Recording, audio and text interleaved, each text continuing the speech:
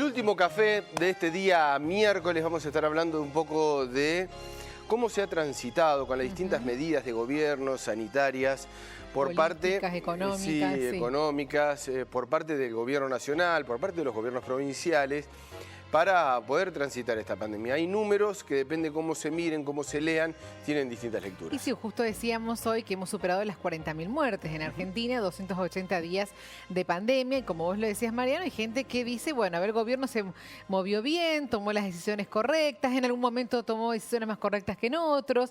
Fue bastante extenso el año en esta pandemia, pero sí, lamentablemente hay 40.000 personas que dejaron de existir por el coronavirus. Vamos a analizarlo, vamos a conocer qué opinan. Daniel Montoya, que es politólogo. Bienvenido, Daniel. Hola, Mercedes, María. Muy buenos días. ¿Qué tal, Daniel? Un placer tenerte como siempre. Y también Jeremías Biglia, comunicador social, analista político. Bienvenido también, Hola, Jeremías. ¿Cómo estás? Muchas gracias por la invitación. Un saludo a todos, un saludo a Daniel, un gusto. Bueno, comenzamos con esto. A ver, vamos a comenzar por el número frío, por el número que parece ser objetivo, Daniel.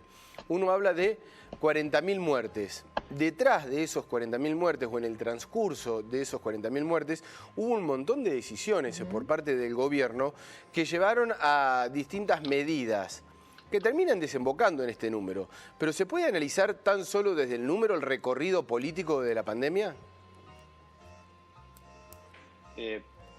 Mira, ahora están hablando del balance de un año del gobierno de Alberto Fernández.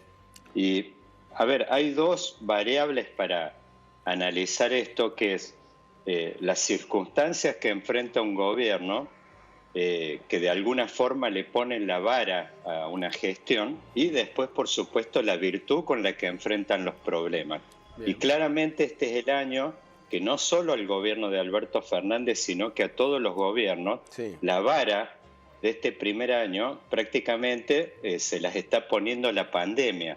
Acabamos de ver en las elecciones de Estados Unidos cómo la pandemia lo sacó de la cancha a, digamos, a un presidente que venía encaminado para su reelección como Trump. Bueno, el gobierno en este caso no solo que le pone la vara a la pandemia, sino de que eso lo toma y lo acepta discursivamente. Al comienzo, el gobierno plantea en esta suerte de dicotomía que se planteaba y de debate alrededor de que si la pandemia o la economía, el gobierno claramente, y Alberto Fernández lo dijo explícitamente en varias oportunidades, que optaba por cuidar a la gente. Bueno, el balance, ustedes lo mencionaron hace un ratito, que es el tema que no solo son los números fríos en cantidad de muertes, sino que vimos cómo el gobierno arrancó bastante bien con una suerte de coordinación metropolitana en esta mesa de, digamos,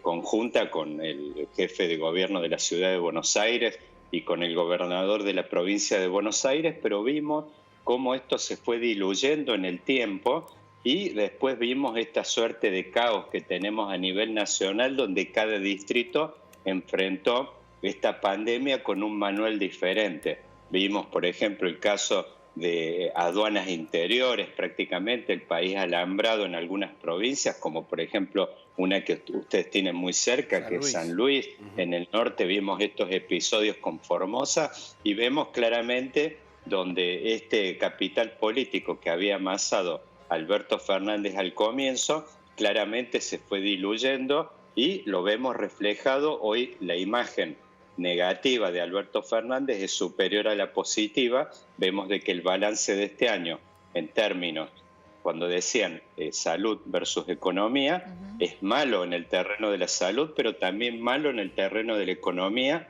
Argentina es un país que cayó 13% este año, prácticamente está en el podio, no solo de los indicadores, de los malos indicadores de salud, sino también de economía, así que claramente me parece que el balance del año no se le puede poner ni un 4 al gobierno, claramente es un balance con luces y sombras, pero es aplazado. ¿Y vos, Jeremías, qué opinás? Si tenés que hacer un balance, y como decía recién Daniel, le puso un puntaje, un 4. ¿Vos qué número le pones al presidente y a todo lo que pasó este año con respecto a la pandemia? Sí,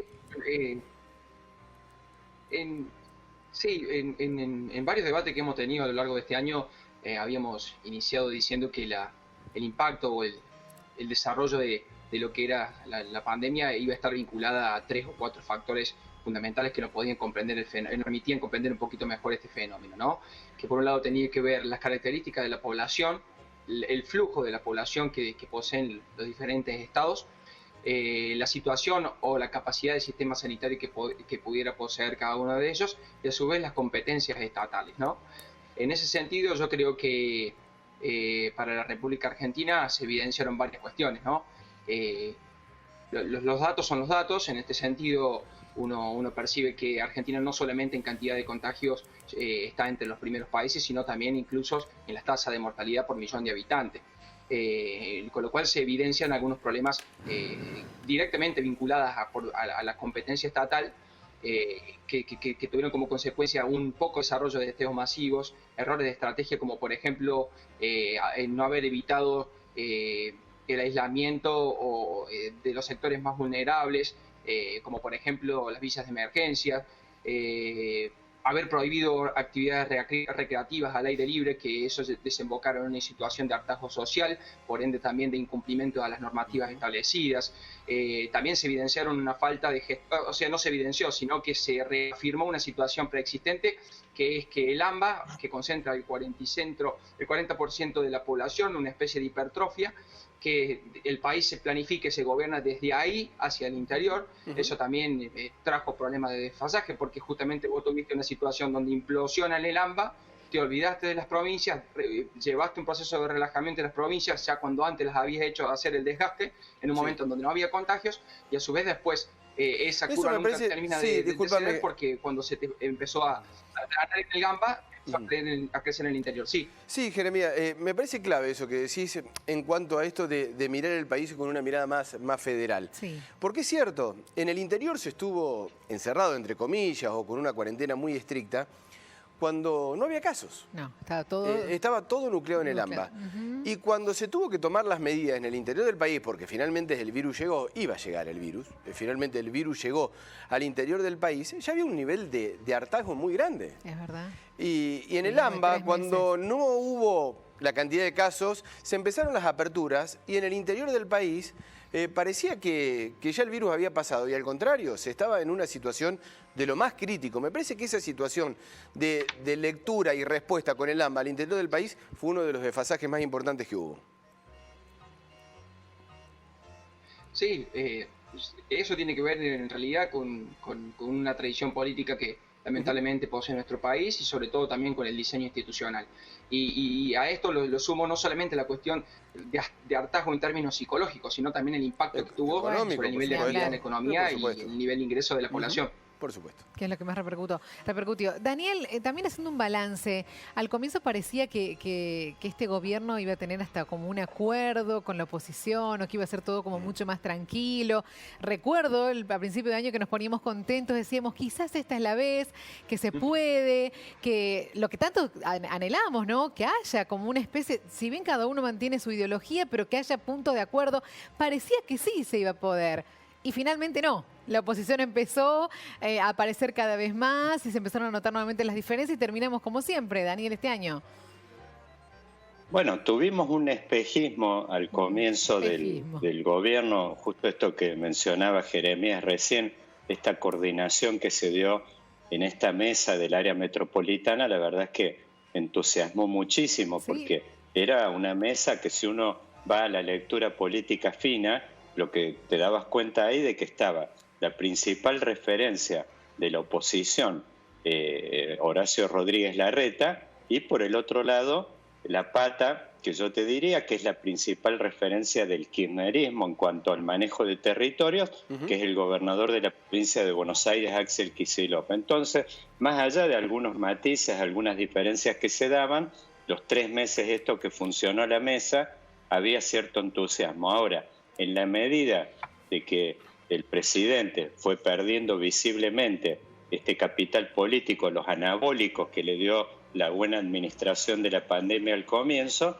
después pasaron esos 90 días y obviamente la oposición, al ver de que se iban deteriorando los números del oficialismo, empezó a mostrar los dientes. Entonces, esta suerte de polaridad que se estaba dando entre moderados, que de un lado Alberto Fernández y del otro lado Horacio Rodríguez Larreta, fue dando paso a que, por supuesto, fueran emergiendo las figuras o las alas más duras de cada uno de los lugares, y vemos prácticamente, yo les diría, que la imagen de Alberto Fernández en poco tiempo más está yendo rumbo, yo te diría, fundirse prácticamente con los de la vicepresidenta, con lo cual eso te está dando una pauta, una medida de cómo están prevaleciendo en este momento los sectores duros. Ahora bien, digo, más allá de eso, los problemas de la Argentina tienen una complejidad, no solo los de salud que estuvimos hablando, sino los de la economía, que hacen necesario e imprescindible prácticamente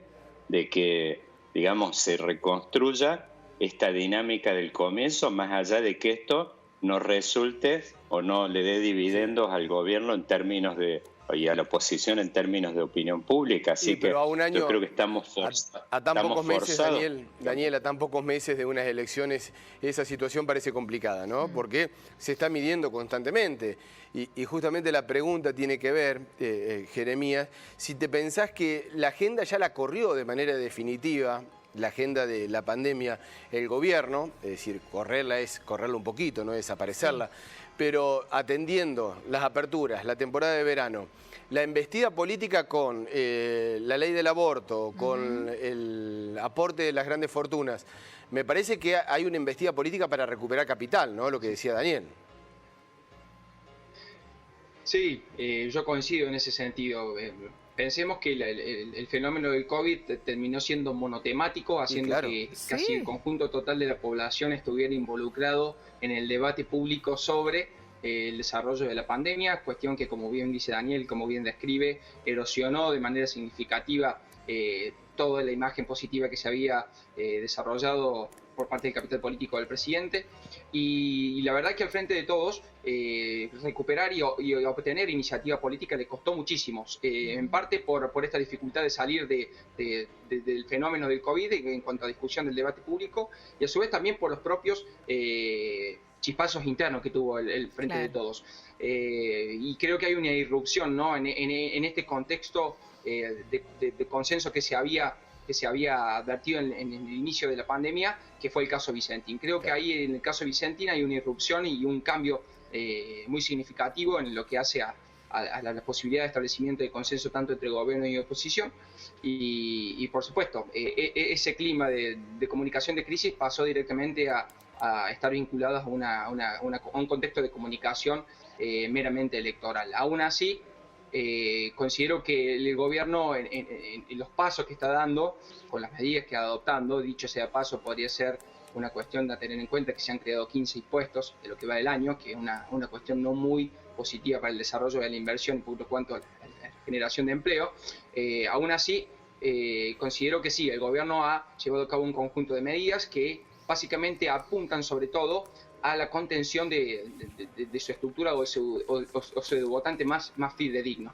En cierta manera, porque los indicadores económicos, para ponerlos sobre el debate o sobre la mesa en este contexto, son muy difíciles, sobre todo si no tenés previo una negociación con el Fondo Monetario Internacional, a pesar de que hoy la cuestión cambiaria te está dando determinado margen o determinado aire para poder llegar a fin de año, con lo cual no sabemos, porque en enero ahí vamos a tener una demanda mayor de pesos, que ahí va a diversificar la cuestión, se va a complejizar, con lo cual creo que ahí la cuestión del Fondo Monetario va a ser determinante. Pero yo creo que el gobierno, con las medidas, incluso como por ejemplo la ley del aborto, están netamente direccionadas en cierta manera a cumplir con aquellas demandas o con aquellos patrones de quienes los votaron o quienes optaron por el gobierno. Sobre todo para que el debate de la economía sea más acercándose a las elecciones, y que lo más probable que se suspendan las PASO para que el gobierno tampoco sufra las consecuencias del mal contexto económico y directamente las elecciones se pasen para octubre. Es un tema, ¿no? El de las PASO, Daniel, cómo se ha metido de lleno con la discusión política. Y cada vez más fuerza para que no se hagan, Yo, con respecto a lo que preguntaba recién Mercedes, yo tengo la impresión, los terapistas, digamos, en escenarios de accidente, le llaman la hora dorada, que es esa primera hora que tenés vital prácticamente para atender a alguien que está en una situación de emergencia. Yo creo que el gobierno perdió la hora dorada, que es la que le abrió esta ventana de tiempo que le abrió la pandemia, prácticamente un país congelado, yo les diría, por 6 meses, y con un acompañamiento de la gente y de la opinión pública realmente hasta exagerado, que uno no entendía por qué le estaban dando prácticamente índices de apoyo de 80%.